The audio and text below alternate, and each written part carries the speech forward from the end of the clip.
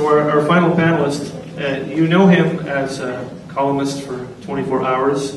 You know him as commentator on NW. You know him as a thorn in the side of Liberal and Socrat governments for a long time.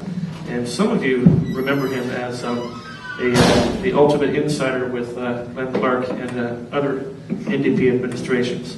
Bill Tieleman. Thanks. Thanks very much. It's pretty intimidating being up here. It's sort of like, you know, I'm like the enforcer with a team of Wayne Gretzky's up here. I mean, I'm just a goon, you know. I'm just here to butt heads and get into a fight. I don't write any books. I'm bookless in BC, you know. I spoke at the wine festival recently, and it was an equally intimidating process, perhaps more so, because I'm a wine blogger. For people who probably don't know that, and may not know that, I'm a wine collector.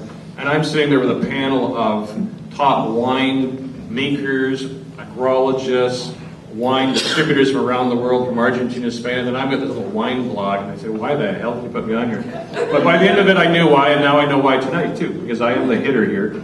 I write for a little newspaper that's free, where the maximum length of an article is less than 500 words, and people here write books. So, and Jimmy Pattison hired me too. Sorry. And I'm not even a deep reader. I am definitely not a deep writer, so it's bad. Anyway, let's get on to business here. I've probably written over a book on the Bazivert case without it being in covers or anything, but probably done that.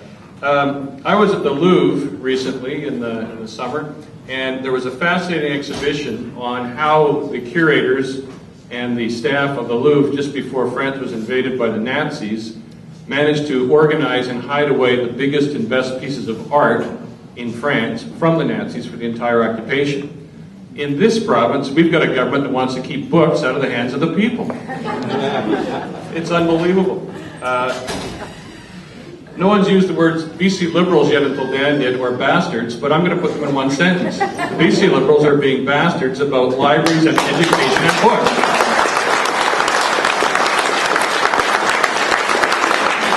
The BC Liberals are being bastards because they've cut funding for school librarians in the past.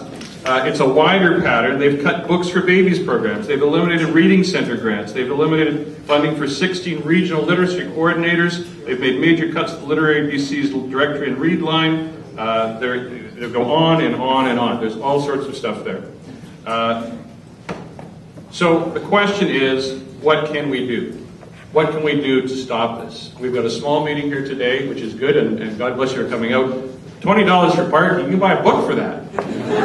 Jesus. Anyway, so God bless you for coming. I think that one of the things you got to do is look at coalitions. I am working with Bill Vander Zalm in a coalition. If I can work with Bill Vander Zalm, surely,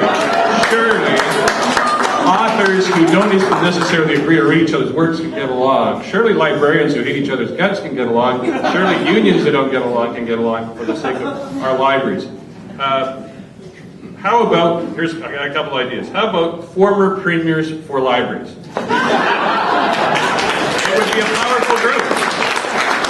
Just think, it would be a powerful group. Just think about it. We've got Dave Barrett, and he's got a book. We got Mike Harcourt, he had a book. We got Bill Vander Zalm, he's got a new book out.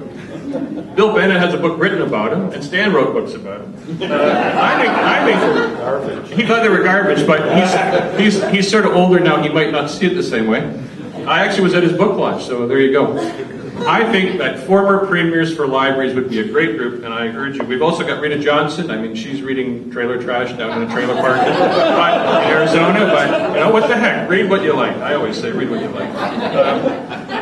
And at least you could help them sell their leftover books. We could have a big event, and you know, Fantasy Gardens and Fantasy Government and Son of Socrat and all these stacks of books.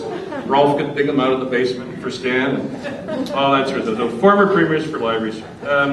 I think you got to use more of the biggest book in the world, Facebook. I've got 100. I now have 100, the largest Facebook group in BC. 128,000 as of today. 1,000 people have joined No BC HST, and I think that Facebook has got to be used by people who love books.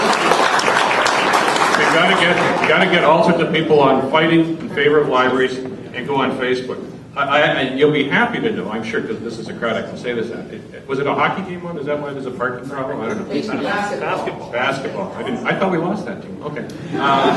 Anyway, on my little Facebook group, and I don't take any great credit for brilliance in doing it, its timing is everything, but we've now got 35,000 more members on No BCHST than the Vancouver Canucks Facebook group. So don't let anyone, that's since July, so don't let anybody tell you that libraries couldn't get as many people out there.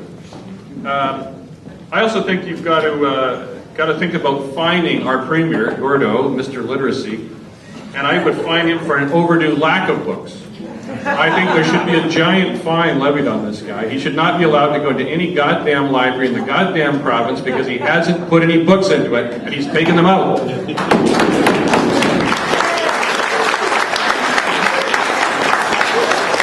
them back. Give us our books back, you bastard. I think we have to enlist both BC authors, obviously they're here today, and international authors.